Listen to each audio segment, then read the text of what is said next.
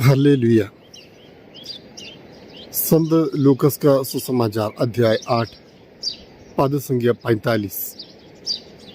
Look 8:45। प्रभु यीशु ने कहा, किसने मेरा स्पर्श किया? सबों ने इनकार करने पर पेतरुस ने कहा, लोग चारों ओर से आप पर गिरे पड़ते हैं। लोग चारों ओर से आप पर गिरे पड़ते हैं। लेकिन यीशु ने कहा, किसी ने अवश्य मेरा स्पर्श किया है, क्योंकि मैंने अनुभव किया कि मुझसे शक्ति निकली है।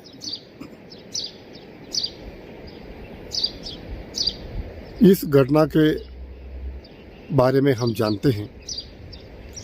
12 वर्ष रक्तस्राव से पीड़ित महिला ने भीड़ में घुसकर इस विश्वास के साथ यीशु का वस्त्र का पल्ला छू लिया कि अगर मैं उसका वस्त्र का पल्ला भी छू पाऊं तो मैं चंगी हो जाऊंगी।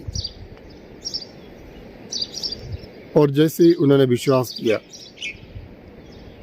वो ठीक होगी। और यीशु ने उससे कहा, बेटी, तुम्हारा विश्वास ने तुम्हें चंगा किया है, शांति प्राप्त करके जाओ। हाँ प्यारे भाई और बहनों, कई सालों से हम प्रभु के साथ घूमते फिरते हैं। कई सालों से हम प्रभु के चारों ओर से प्रभु पर गिरे पड़ते हैं। प्रभु का स्पर्श अवश्य होता है। वो स्पर्श और इस रक्तस्राव से पीड़ित स्त्री का स्पर्श, दोनों में फर्क यह है कि इस स्त्री ने विश्वास के साथ स्पर्श किया कि वो ठीक हो जाएगी, और हम लोग ऐसा स्पर्श करते हैं बिना विश्वास के। हम कुछ मतलब ही नहीं रखते हैं। कुछ लोग इसी प्रकार प्रभु के चारों तरफ घूमते फिरते रहते हैं।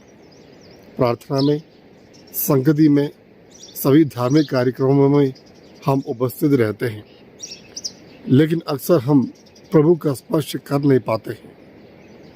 जितना विश्वास के साथ हमें स्पर्श करना चाहिए, उतना विश्वास के साथ हम प्रभु का स्पर्श कर नहीं पाते हैं। इसलिए हम प्रभु की कृपा स्वीकार कर नहीं पाते हैं। इसलिए कई सालों से हम प्रभु के चारों तरफ घूमने के बावजूद भी हमें कुछ खास अनुभव नहीं मिलता है। ये अनुभव नहीं मिलता है, उसका कारण यह है कि हमारा विश्वास कमजोर है। इस हमारी स्त्री ने मन में विश्वास किया था। उन्होंने लोगों का परवाह नहीं किया, उसके लिए कष्ट उठाया। भीड़ में घुसना, यीशु के पास तक पहुंचना एक महिला के लिए इतनी आसान बात नहीं। लेकिन जो मुश्किल है उसे इस महिला ने विश्वास के कारण करके दिखाया, और उसके जीवन में उन्होंने चमत्कार पाया।